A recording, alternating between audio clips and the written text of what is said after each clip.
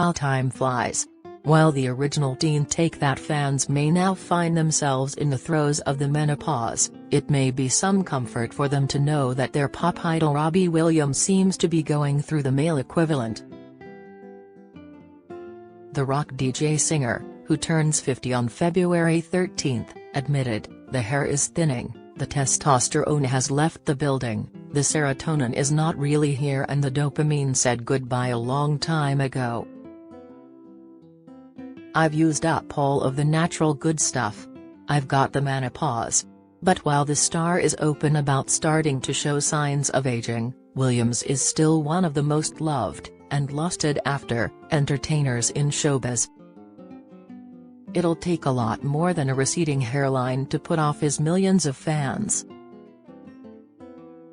Ever since he shot to fame in Take That back in 1991 at the tender age of 18, Robbie Williams has lived his life in the spotlight. As the baby of the band, the singer from Stoke-on-Trent stole the hearts of women across the world from the moment they had their first hit with Do What You Like. While lead singer and songwriter Gary Barlow was firmly in the role of the sensible one, Robbie made everybody laugh with his cheeky humor and sense of fun. Of course, we now know that underneath the smiles, Robbie was deeply unhappy as the band became more and more successful with hits such as Could It Be Magic and Everything Changes. His resentment towards Gary and his other bandmates Mark Owen, Howard Donald and Jason Orange got so unbearable that he dramatically quit the band in 1995. Fans were left so utterly devastated by Robbie's decision to leave the band, that the Samaritans were moved to set up a dedicated suicide helpline to offer support to those who needed it. Reflecting on this time in the recent 4-part documentary series on Netflix, Robbie Williams, he said, "When I turned about 19 I started to have a long, hard think about what was happening.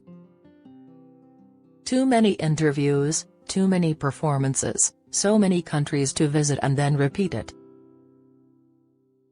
Take That's fandom was obsessive. It was intense. On top of that there was an assurance about Gary Barlow, and his ability mixed with a coldness. And it seemed like there was one person being managed in Take That, and it was Gary Barlow. It was all geared around him and as a young person, I would have been jealous of that.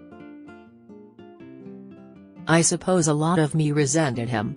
Outspoken Williams certainly didn't hold back when it came to his anger towards Barlow, labeling him a clueless WR and saying the group had all the creativity of mentally unstable morons. His resentment of Gary might have been eating him up inside, but it also motivated Robbie to make a success of his solo career. "I wanted to crush him. I wanted to crush the memory of the band and I didn't let go. You know, even when he was down, I didn't let go," he admitted. He certainly stuck to his word, and in 1997, Williams released his first solo album, Life Through a Lens, which featured his best-selling single. Riding high on the success of his solo career, Robbie performed 3 record-breaking gigs at Knebworth in 2003, which were attended by 375,000 fans every night and which he described as the best show in the world. However, despite his commercial success and the fact that he dated a string of beautiful women such as Geri Halliwell, Melanie C and had a brief engagement to Nicole Appleton, Robbie's life was in freefall and the singer was battling mental health issues and addiction to drugs and alcohol. Talking about his struggles, he later said, "I was ingesting everything I could get my hands on, ecstasy, cocaine, drinking. I'm literally drinking like a bottle of vodka a night before going into rehearsals."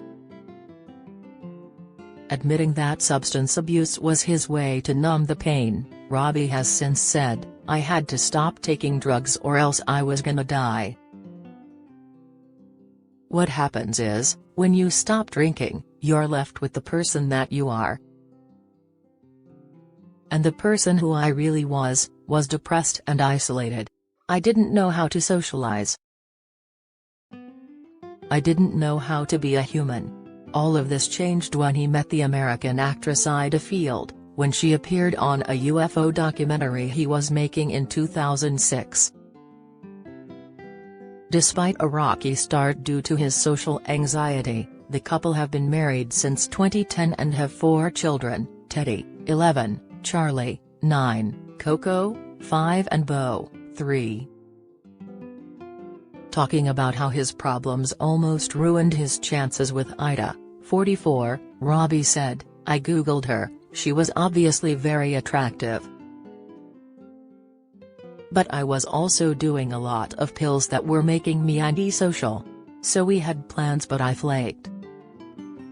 He made up for it though and explained, I left her a message days, weeks, later, and it made her laugh. We made plans to meet. But I wasn't leaving my house, so she had to meet me there, which freaked her out a bit."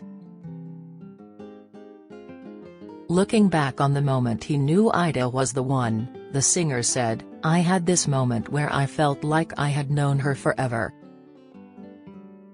But Robbie, who had fallen off the wagon after a period of sobriety, went to rehab after they met and ended the relationship to focus on himself. The couple eventually got back together and became engaged, but Ida has said it took her man a while to adjust to the idea of marriage. "We were together 3 years before he proposed and I think in his head that's how long it took him to even come round to that concept," she said. "There were 3 breakups before that. But he got there." After their lavish LA wedding, which Robbie said made him the happiest man alive, the couple relocated to West London, where they now live in a £17.5 million mansion with their children, 2 of whom, Coco and Beau, were born through a surrogate. And despite the fact that Ida says their sex life is completely dead these days due to her husband's non-existent libido, the pair seem more content than ever and even worked together back in 2018 when they were both judges on The X Factor. Add into the mix the fact that he has made peace with his former bandmates, he even rejoined Take That for a year in 2010, and has admitted that he is sorry for the way he treated Gary, and Robbie Williams seems to be in a good place these days. He said recently, "I'm not bipolar, but there is a sort of semi-bipolar-esque element to my mental health. Some days good, some days bad, but it's better than it ever was in the 1990s and at the start of this century." In an interview 21 years ago, Williams hilariously predicted that if he was still in the public eye at the age he is now, it would be because his life had gone wrong. He said, "As a 29-year-old, the only thing that I can possibly think is that if I'm still performing at 50, it's because I'll have had disastrous marriages and I have to pay for them." But despite his self-deprecating humor, the singer isn't too modest to admit that he's made a good go of things, even if he can't quite believe it himself. "What I've done is the equivalent of stretching an elastic band from Stoke to Mars, when it comes to my talents and where I've found myself," he said. "And I've sold the most no ones in the UK ever, the Beatles, the Rolling Stones, Elvis and me. That wasn't supposed to effing happen. And I say that in a way like I'm as dumbfounded as anybody else." Follow Mirror Celebs on TikTok, Snapchat, Instagram, Twitter, Facebook, YouTube and Threads.